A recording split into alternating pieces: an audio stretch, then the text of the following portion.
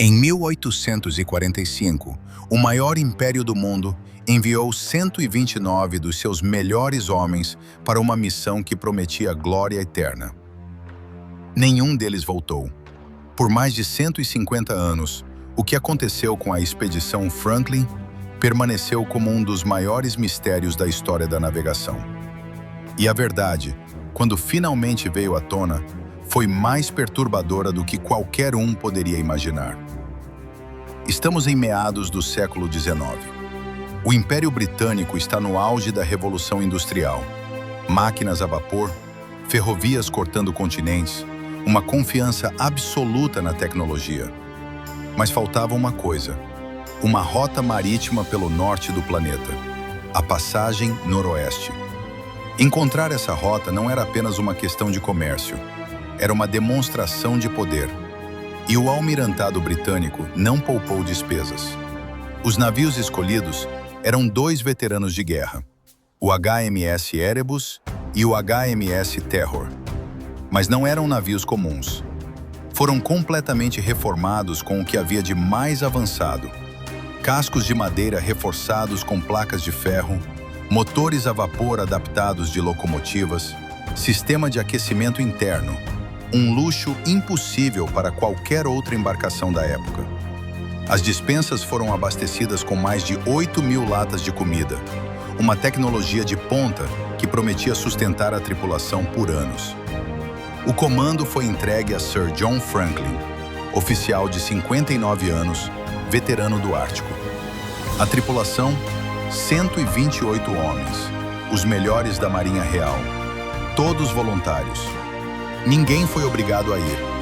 Todos queriam estar ali. Em maio de 1845, o Erebus e o Terror zarparam sob aplausos. Em julho, foram vistos pela última vez por baleeiros na Baía de Baffin, prontos para entrar no labirinto de gelo. Depois disso, silêncio. Um ano se passou. Depois um segundo. Nenhuma notícia. Em Londres, o silêncio da expedição passou de preocupação para alarme nacional. Foi Lady Jane Franklin, esposa de Sir John, quem liderou uma campanha incansável que forçou o governo a iniciar uma das maiores operações de busca e resgate da história. Dezenas de navios foram enviados ao Ártico. E o que encontraram só aprofundou o mistério. Na Ilha Beechey, em 1850, os buscadores encontraram restos de um acampamento da expedição. E 3 sepulturas. 3 homens morreram logo no primeiro inverno. Mas como? Os navios tinham aquecimento, tinham comida de sobra. Por que 3 homens saudáveis simplesmente morreram? E não para por aí. Em 1854, o explorador John Rae encontrou um grupo de caçadores inuit que carregavam objetos da expedição: talheres de prata gravados com o brasão de Franklin, botões de uniforme, anéis. Quando Rae perguntou de onde vinham aqueles objetos, a resposta foi devastadora. Os Inuit contaram que viram cerca de 40 homens brancos, esqueléticos e desesperados, arrastando um bote para o sul. Estavam morrendo de fome. Tempos depois, os caçadores encontraram seus corpos. E o que viram era terrível.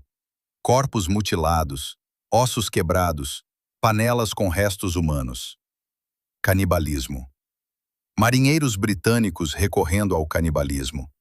A sociedade vitoriana reagiu com fúria. John Rae foi chamado de mentiroso. O escritor Charles Dickens, a voz mais influente da Inglaterra, liderou uma campanha pública para desacreditá-lo. Seus argumentos? Que os Inuit não eram confiáveis, que marinheiros ingleses jamais fariam algo assim. A história dos Inuit foi descartada, e o mistério continuou. 5 anos depois, em 1859, uma equipe de busca liderada por Francis McClintock encontrou um cilindro de metal na ilha do Rei Guilherme. Dentro dele, uma nota. A nota tinha 2 mensagens. A primeira, de maio de 1847, era otimista. Tudo bem. A segunda estava escrita nas margens, com uma letra diferente, tremida. desesperada. Datada de abril de 1848, quase um ano depois. A mensagem revelava a catástrofe completa.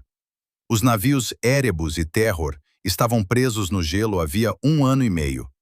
24 homens já haviam morrido, incluindo Sir John Franklin.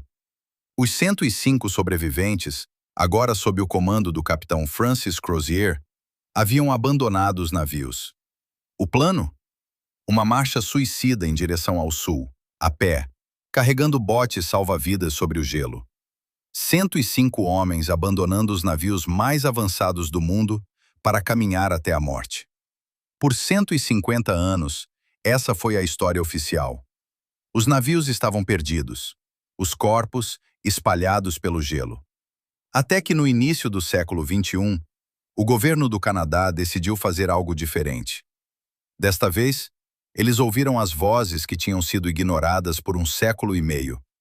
As histórias orais dos Inuit, passadas de geração em geração. O historiador Inuit Louis Kamokak passou décadas compilando esses testemunhos.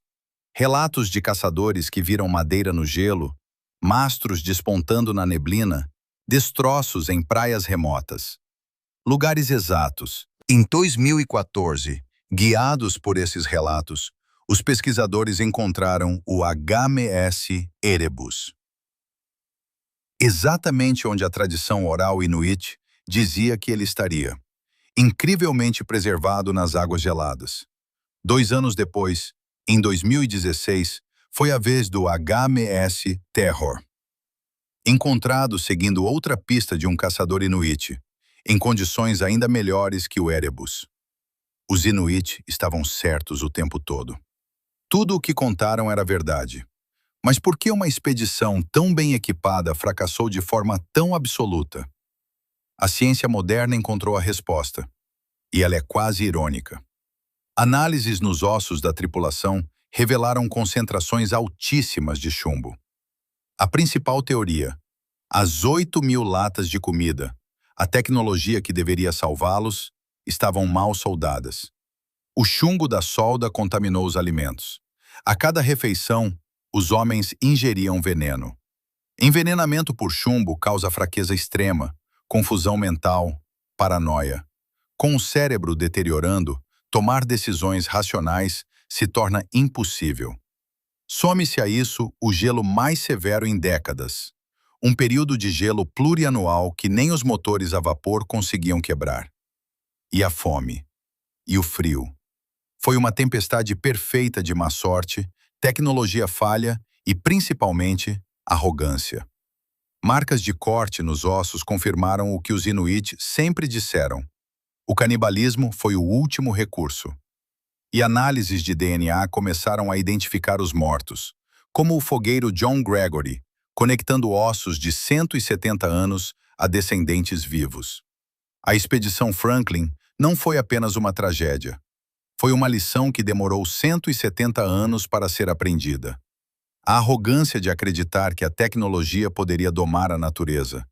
E a arrogância, talvez maior, de desprezar o conhecimento de um povo que vivia naquele gelo há milhares de anos.